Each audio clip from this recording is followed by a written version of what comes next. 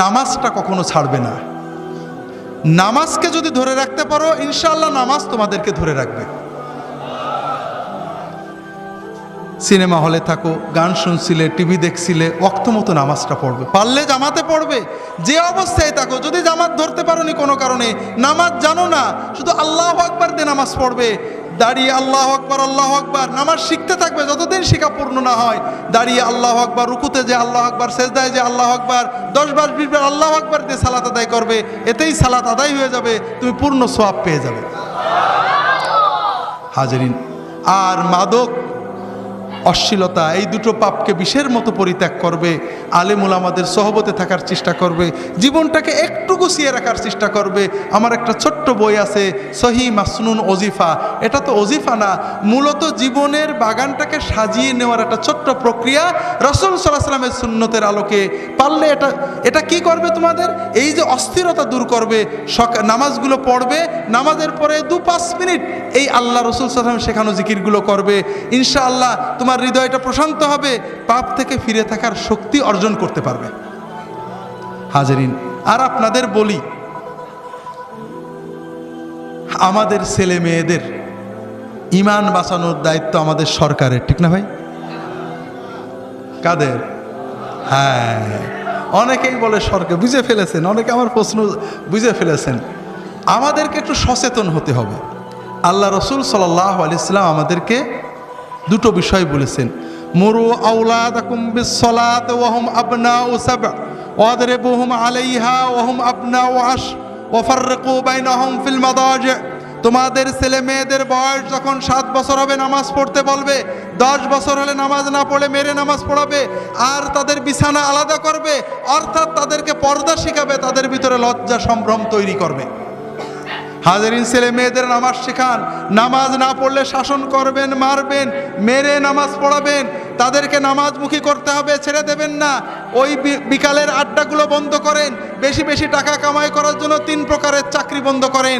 অত টাকার আপনার দরকার নেই, আপনার বড় সম্পদ সন্তান, তাদের পিছনে সময় দেন, তাদের সাথে একসাথে খাওয়া দাওয়া করেন, বসে গল্প করেন, তাদেরকে বলে দেন বাবা যেখানেই থাকবি আমার সাথে মাগরিবের নামাজ পড়বি, নামাজের পরে তাদেরকে পড়তে বসিয়ে দেন, তাদের সাথে গল্প করেন, খাওয়া দাওয়া করেন, তাদের সাথে বেড়াতে যান, বিনোদনে নিয়ে যান।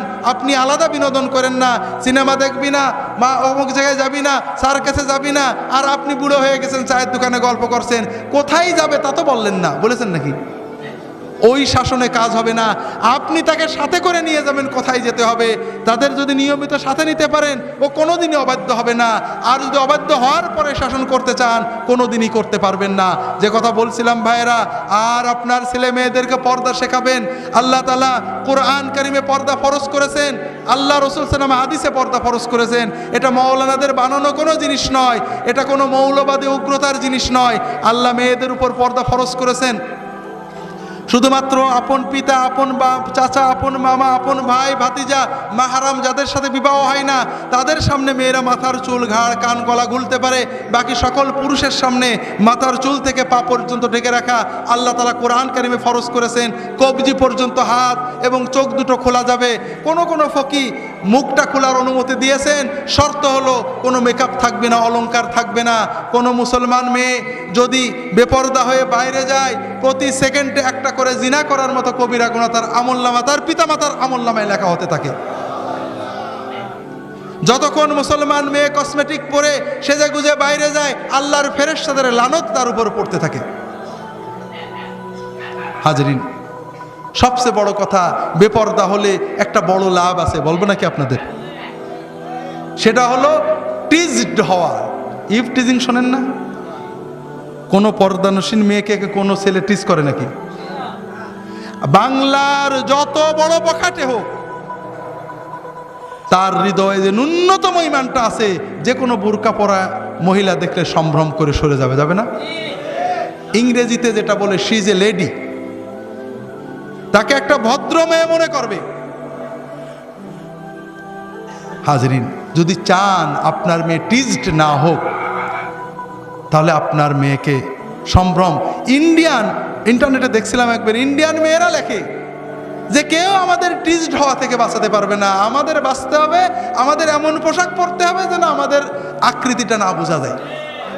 ইন্ডিয়ান মেয়েদের আর্টিকেল পড়ছিলাম কোন একটা পত্রিকায়, ভুলে গেছি হাজরিন। এখন যদি আমরা মেয়েদেরকে বেহায়া হতে উৎসাহ দিই, ওপেন হতে উৎসাহ দিই, আর বলি ইফটিজিং চলবে না, ইফটিজিংকে না বলুন, হবে নাকি? এই কয়েকদিন আগে পেপারে পাইলাম ইফটিজিং বিরোধী র্যালি কনসার্টে ইফটিজিং করিয়ে মারামারি করেছে। আত্মপ্রবঞ্চনা, প্রতারণা করছি। ইফটিজিংকে না বলুন, মাদককে না বলুন, স্বাক্ষর করুন, আর মেয়েদের বললাম বেহায়া হও, চলবে ভাই? হতে পারে না। আপনি প্রকৃতির বিরুদ্ধে যেতে পারবেন না। কাজে আপনাদের অনুরোধ করব, যদি চান আপনার মেয়েকে নিয়ে জান্নাতে যাবেন, আপনার মেয়ে টিজ না হোক, সম্ভ্রম নিয়ে বেঁচে থাক, আপনার মেয়ে জান্নাতে যাক আপনি চান, তাহলে মেয়েকে আল্লাহর হস্তে এই কিশোর বয়স থেকে তাদেরকে পর্দা শেখান, যেন অন্তত তারা সম্ভ্রম নিয়ে চলতে পারে। আল্লাহ তাআলা আমাদের তৌফিক দান করুন, আমিন।